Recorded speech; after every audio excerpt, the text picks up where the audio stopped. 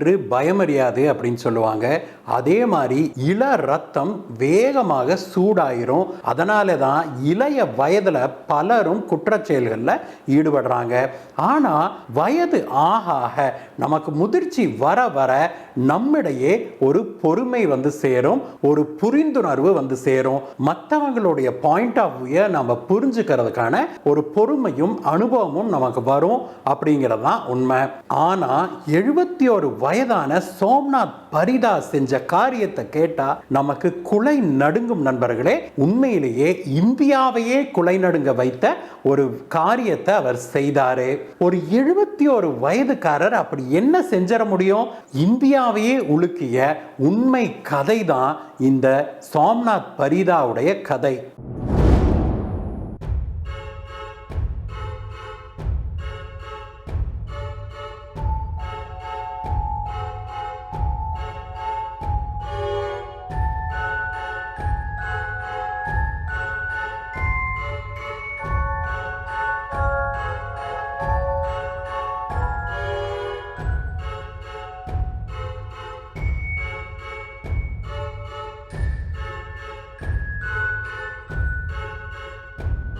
June 21, 2013 Odisha மாநிலத்தின் புவனேஸ்வர் நகரத்தில் நயப்பள்ளி அப்படிங்கிற ஒரு பகுதி இருக்குது.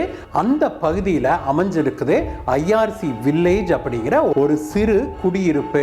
பணக்காரர்கள் அதிகமாக வாழ்ந்து வந்த அந்த குடியிருப்பில் அன்றைய தினம் ஒரு பெரும் பரபரப்பு ஏற்பட்டிருந்தது. அங்க இருந்த ஒரு வீட்டின் முன்னால் ஒரு சின்ன கூட்டம் கூடியிருந்தாங்க. அவங்க அந்த வீட்டு வாசற் கதவை தட்டிக்கிட்டு கதவை திறங்கன்னு கத்திக்கிட்டு இருந்தாங்க. ஆனால் அந்த வீட்டுல குடியிருந்தவங்களோ கதவை திறக்கிறபாடாவே இல்லை. வீட்டுக்குள்ள இருந்து நான் கதவை திறக்க மாட்டேன் அப்படிங்கிற பதில் மட்டுமே இவங்களுக்கு வந்துகிட்டு இருந்தது. அந்த சமயத்தில் அங்க கூடியிருந்தவங்கள ஒரு சிலர் வீட்டை சுத்தி ஒரு ரவுண்ட் வந்திருக்கிறாங்க.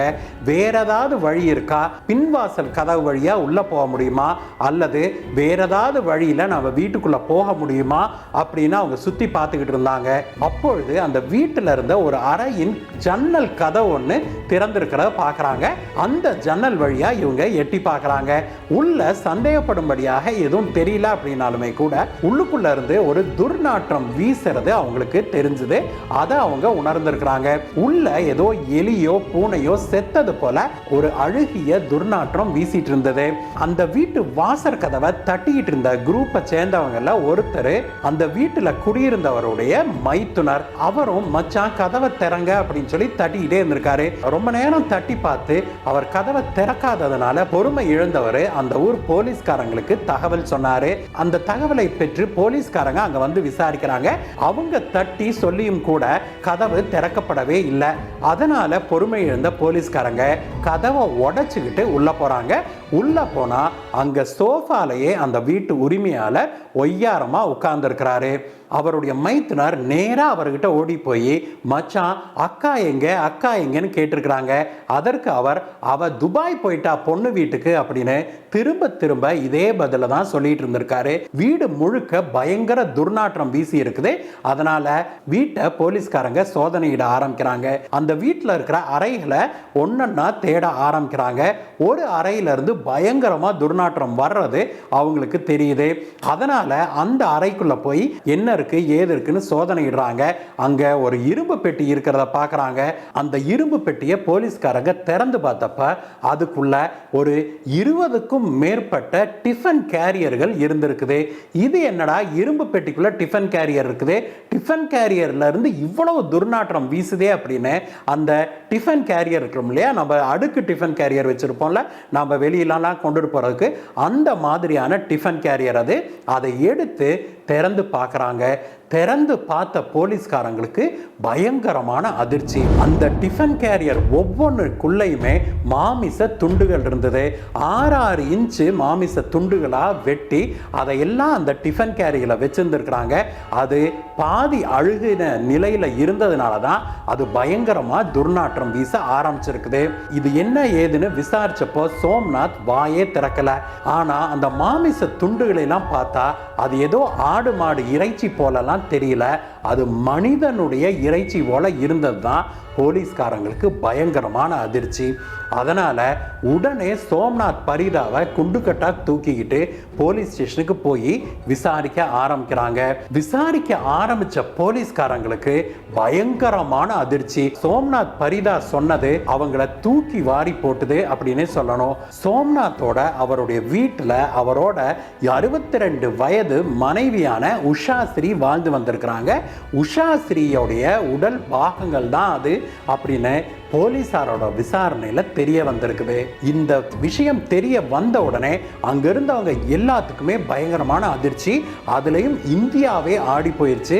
ஒரு 71 வயதுக்காரர் தன்னுடைய 62 வயது மனைவிய துண்டு துண்டா வெட்டி 300க்கும் மேற்பட்ட துண்டுகளை டிஃபன் பாக்ஸ்ல அடைச்சு தன்னுடைய வீட்டிலேயே வச்சிருந்திருக்கிறாரு அப்படிங்கிற விஷயம் வெளியில வந்த உடனே அது இந்தியா பூராவுமே பெரும் அதிர்வலைகளை ஏற்படுத்துச்சு. இந்த பயங்கரமான கொலைகளை செய்த அந்த 71 வயது சோம்நாத் பரிதா ஒரு டாக்டர். ஆமா, அவர் ஒரு மருத்துவர் தான். அதுலயும் எப்படி தெரியுமா, இந்திய ராணுவத்தில் பணியாற்றி அங்கிருந்து ரிட்டையர் ஆன ஒரு ராணுவ டாக்டர். அவர் இந்திய ராணுவத்தில் இருந்து நல்லா சம்பாதிச்சுக்கிட்டு வசதி படைத்தவராக வாழ்ந்து வந்திருக்கிறாரு. இவர் 1971 அவர் ஆர்மியில சேர்ந்திருக்கிறாரு. இந்தியன் ஆர்மியில சேர்ந்துட்டு 1992 அவர் ரிட்டையர் ஆயிருக்கிறாரு. அவருக்கு 2 குழந்தைகள், ஒரு பெண் குழந்தை, ஒரு ஆண் குழந்தை. 2 பேருமே நல்லா படிச்சு வெளிநாட்டுல வேலையில் இருந்திருக்கிறாங்க. வெளிநாட்டிலே செட்டிலும் ஆயிட்டாங்க. அதனால ரிட்டையர் ஆன பிறகு இவர் இந்த ஐஆர்சி வில்லேஜ்ல தான் வாங்கி இருந்த ஒரு பெரிய பங்களால குடியிருக்க ஆரம்பிச்சாரு தன்னுடைய 62 வயது மனைவியோட. வெளிநாட்டில் செட்டில் ஆயிட்ட அவருடைய மகளும் மகனும் அவ்வப்போது இவருக்கு தொலைபேசியில கூப்பிட்டு பேசுவாங்களாம். இவங்க அம்மா அப்பாட்ட 2 பேருமே பிரியமா பேசிட்டு இருந்திருக்கிறாங்க. நடுவுல கொஞ்சம் அவருடைய மகளுக்கும் இவருக்கும் கொஞ்சம் மனஸ்தாபம் ஏற்பட்டதனால அவருடைய மக அதிகமாக தொலைபேசியில கூப்பிடுறதில்ல அப்படின்னு சொல்றாங்க. ஆனா அவருடைய மகன் மட்டும் வாரத்துக்கு 2 நாள் 3 நாள் கண்டிப்பா கூப்பிட்டுருவாரு அப்படின்னு சொல்றாங்க. அதுலயும் சில அக்கம் பக்கத்தினர் அவருடைய மகனுக்கு அவங்க அம்மா மேல அவ்வளவு பாசம், தினமும் கூப்பிடுவாரு அப்படின்னு சொல்றாங்க. அப்படித்தான் வழக்கம் போல அவருடைய மகன் வீட்டுக்கு அழைச்சிக்கிட்டு இருந்தாரு. ஆனால் கடந்த சில நாட்களாகவே அவருடைய அம்மா கிட்ட அவரால் பேசவே முடியல அப்படின்னு அவருக்கு ரொம்ப வருத்தம். அவங்க அப்பா தான் எப்ப பாரு போனை எடுக்கிறாரு. போனை எடுத்துட்டு அம்மா குளிக்கிறாங்க, வெளியில போயிருக்கிறாங்க, கோயிலுக்கு போயிருக்கிறாங்க, அப்படி இப்படின்னு ஏதாவது ஒரு காரணத்தை சொல்லிக்கிட்டே இருந்திருக்கிறாரு. ஒரு கட்டத்துக்கு மேல கேட்டு சலிச்சு போயிருச்சு அவருக்கு. அதனால என்ன பண்ணியிருக்காரு, அவங்க வீட்டுக்கு அருகாமையில குடியிருந்த தன்னுடைய தாய் மாமா கிட்ட சொல்லி, என் மாமா நீங்க போய் கொஞ்சம் பாருங்களேன், அம்மா கிட்ட என்ன பேசவே விட மாட்டேங்கிறாரு அப்பா, எப்ப பாரு போனை தானே எடுத்துக்கிட்டு அம்மா கிட்ட போனை கொடுக்க மாட்டேங்கிறாரு அப்படின்னு சொல்லி இருக்கிறாரு. அதனால அவருடைய தாய் மாமா அன்றைக்கு வீட்டுக்கு வந்திருக்கிறாரு கேட்கறதுக்கு. அவருடைய தாய் மாமா வந்தபோது வீட்டுக்குள்ளேயே விடாம அவருடைய மனைவி வெளிநாட்டில் இருக்கிற தன்னுடைய மக வீட்டுக்கு போயிட்டா அப்படின்னு சொல்லி இருக்கிறாரு. இதுல அவருடைய மைத்துனனுக்கு கொஞ்சம் நம்பிக்கையெல்லாம் போயிருச்சு. அவர் உடனே அக்கா அப்படிலாம் என்கிட்ட சொல்லாம மக வீட்டுக்கெல்லாம் போக மாட்டாங்களே, அதுவும் இல்லாம ஏற்கனவே கொஞ்சம் மனஸ்தாபம் தானே, எப்படி இப்ப மக வீட்டுக்கு திடீர்னு போனாங்க, போனா மக வீட்டுக்கு போவாங்க ரைட்டு அப்படின்னு சொல்லி அவர் கேட்க ஆரம்பிச்சோடனே சோம்நாத் உடனே கோபமாகி சத்தம் போட்டுட்டு போயிட்டாராம். ஆனால் கடைசி வரைக்கும் அவரை வீட்டுக்குள்ளேயே விடல. இதுலதான் சோம்நாத்துடைய மைத்துனனுக்கு கொஞ்சம் சந்தேகம் வந்திருக்குது. இந்த விஷயத்தை வெளிநாட்டில் இருக்கிற சோம்நாத்துடைய மகனுக்கு சொல்லி இருக்கிறாரு. இவரு உடனே தன்னுடைய தாய்மாமா கிட்ட, மாமா எப்படியாவது போய் வீட்டுக்குள்ள பாருங்க, அம்மாவை நினைச்சா எனக்கு ரொம்ப கவலையா இருக்கு, அப்பா வேற கொஞ்சம் முன்கோபக்காரரு, எப்ப பாரு அப்படி இப்படின்னு ஏதாவது சண்டை போட்டுக்கிட்டே இருப்பாருன்னு மகன் சொல்லவும் உடனே அவர் தன்னுடைய சொந்தக்காரங்க சிலரை கூட்டிக்கிட்டு மீண்டும் அன்னைக்கு வீட்டுக்கு வந்திருக்கிறாரு. அவர் தன்னுடைய சொந்தக்காரங்களை கூட்டிகிட்டு வந்து சோம்நாத் கிட்ட வீட்டுக்குள்ள விடும்படி கேட்டுக்கிட்டு இருந்தப்பதான் அக்கம் பக்கத்தில் இருக்கிறவங்களும் கூடி அந்த இடத்துல கூட்டம் கூடி போலீசார் வந்திருக்கிறாங்க. அதற்கு பிறகுதான் சோம்நாத் அவருடைய மனைவி உஷாஸ்ரீய இப்படி கொன்னு போட்டிருக்கிற விஷயமே வெளியில வந்திருக்குது. ஆனாலும் போலீஸ்காரங்களால அவருடைய வாயிலிருந்து உண்மையை வாங்கவே முடியல. முடியல.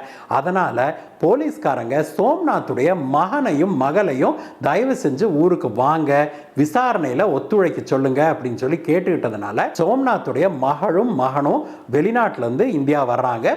வந்துட்டு ஊருக்கு போனவங்க எவ்வளவோ கேட்டு பார்க்கறாங்க. ஆனா சோம்நாத் வாயை திறக்கவில்லை. கடைசியில அவர் அடிச்ச ஸ்டண்ட் போலீஸ்காரங்களே அதிர வச்சிருச்சு. அவர் என்ன சொன்னாரு அப்படின்னா, என்னுடைய மனைவி தற்கொலை பண்ணிட்டு செத்து போயிட்டா, அவளுக்கு ஒரு கடைசி ஆசை இருந்தது, அதை பல தடவை என்கிட்ட சொல்லியிருக்கிறா.